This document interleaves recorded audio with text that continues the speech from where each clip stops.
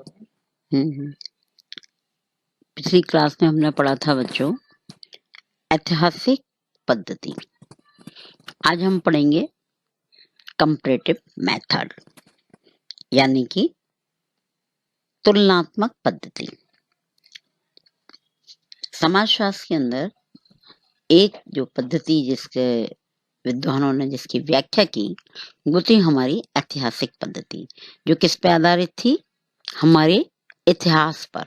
जो घटनाएं पहले घटित हो चुकी हैं उनके आधार पर कुछ नियम, कुछ सिद्धांत बनाए गए हैं और उन सिद्धांतों के आधार पर हम किसी भी घटना का या तथ्य का क्या करते हैं? अध्ययन करते हैं। अब आता है दूसरा जो पद्धति या मेथड की बात करते हैं समाजशास्त्री, उसका नाम है तुलनात्मक पद्धति। तुलनात्मक पद्धति जैसा कि इसके नाम से स्पष्ट होता है, तुलना करना। हम इस पद्धति का जब भी किसी घटना या तथ्य के रूप में प्रयोग में लाते हैं तो हमें दो चरों का अध्ययन करना होता है, या हम दूसरी भाषा में कहें कि दो तथ्यों को लेकर हम कंपैरेटिव या तुलनात्मक अध्ययन करते हैं कि इस वाले तथ्य में इस वाले तथ्य में दोनों में क्या समानताएं हैं, क्या अंतर है और इनमें क्या क्या परिवर्तन किया जा सकता है। तो सबसे पहले हम देखते हैं कि कंपैरेटिव मेथड है क्या। समाज विज्ञानों में सामाजिक घटनाओं के अध्ययन हेतु तुलनात्मक पद्धति का प्रयोग वर्तमान में बहुत हुआ है।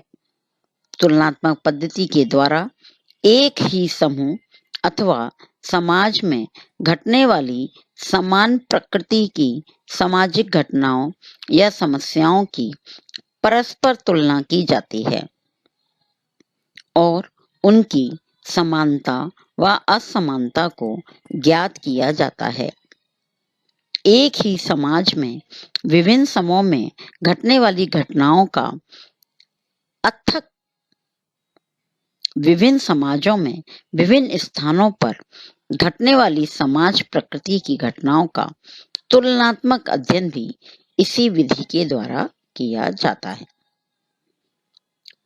उदाहरण के लिए वर्तमान में जाति प्रथा में होने वाले परिवर्तनों और नवीन स्वरूपों की वैदिक कालीन जाति प्रथा से तुलना करना चाहें तब इस विधि का प्रयोग करना श्रेष्ठ होगा। अब हम क्या कर रहे हैं, उदाहरण में हमने क्या लिया कि वर्तमान में जो जाति प्रथा है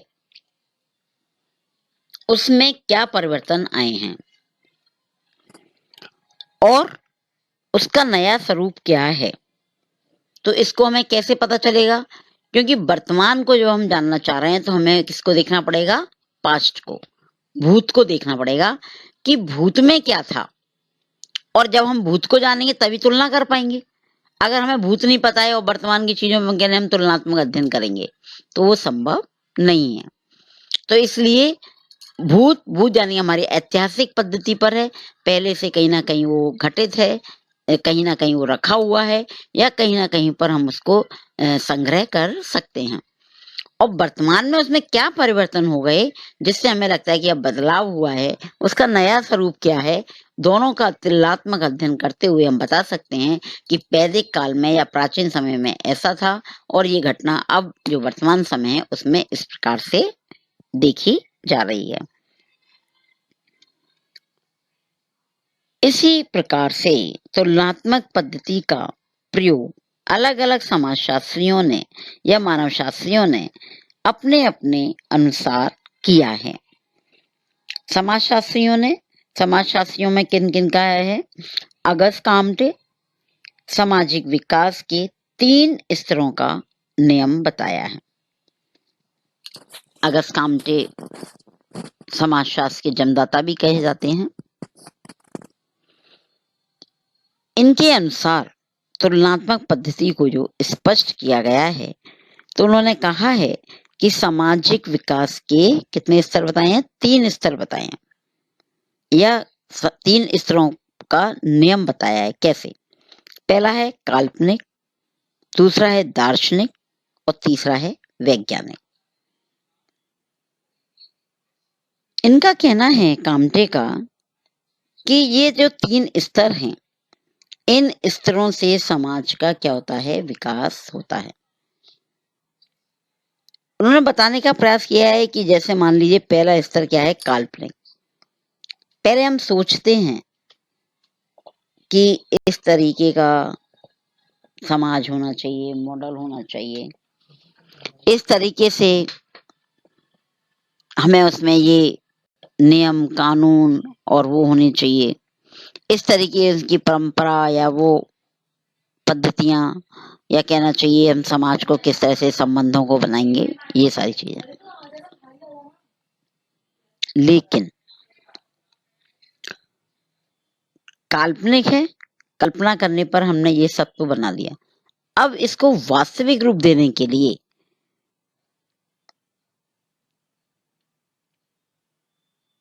उसका हम स्थायी रूप से प्राप्त करने के लिए उसको बनाने की प्रक्रिया शुरू करेंगे।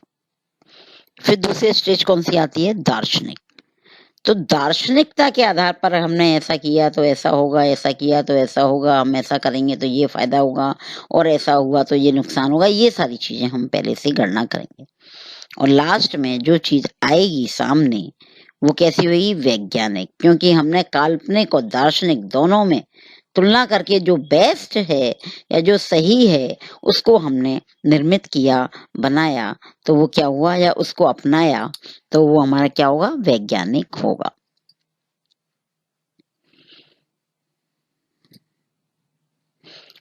इस आधार पर मानव शास्त्री इसमें कौन कौन से रहे, Morgan, Bachofen, Henry Maine, McLennan, Frazer, Lowie. अब आते हैं हर्बर्ट स्पेंसर। हर्बर्ट स्पेंसर ने इन 3 स्तरों की जगह 2 चीजों की तुलना करते हुए समाज की बात करी। एक साव्यवी और दूसरा समाज की तुलना।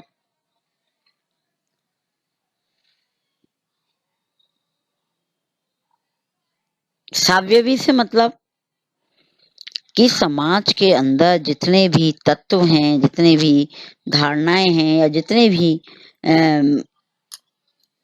इकाइयां हैं, वो सब क्या है, एक दूसरे से जुड़ी हुई हैं, एक दूसरे पर आश्रित हैं। जब एक घटना घटित होती है तो उससे एक ही स्ट्रक्चर या स्थान प्रभावित नहीं होता, उस समाज का पूरा स्ट्रक्चर प्रभावित होता है। अब आते हैं दुर्खीम। आत्मकथा, आत्महत्या की दर एवं कारणों का अध्ययन। दुर्खीम ने इस पद्धति के द्वारा क्या निकालने का प्रयास किया है, उनकी एक बुक है ली सुसाइड, आत्महत्या। तो उन्होंने बताने का प्रयास किया है कि आत्महत्या की दर एवं कारण क्या है, तुलनात्मक अध्ययन। अगर ऐसा रहेगा तो ये होंगे, और अगर ऐसा है तो इस प्रकार के हमें तथ्य पाए जाएंगे। मैक्स वेबर ने पूंजीवाद और प्रोस्टेटवाद की बात करी है, पैसे वाले और जो पुजारी या जिसे हम कहते हैं व्यक्ति विषय, उनके आधार पर किया है। कहने का तात्पर्य है अध्ययन की तुलनात्मक पद्धति की स्थापना हमारे युग की महानतम सफलता है। ये फ्रीमैन ने कहा है, क्या कहा है कि अध्ययन की तुलनात्मक पद्धति की स्थापना हमारे युग की महानतम सफलता है। महानतम सफलता से मतलब अगर इस तरीके से अगर हम तुलनात्मक किसी भी घटना का अध्ययन करते हैं तो किसी दूसरे व्यक्ति को समझाने में और अपनी बात उस तक पहुंचाने में एक ये सफलता का मार्ग है। अब हम सबसे पहले देखेंगे तुलनात्मक पद्धति का अर्थ क्या है या परिभाषा। तुलनात्मक पद्धति का प्रयोग हम अपने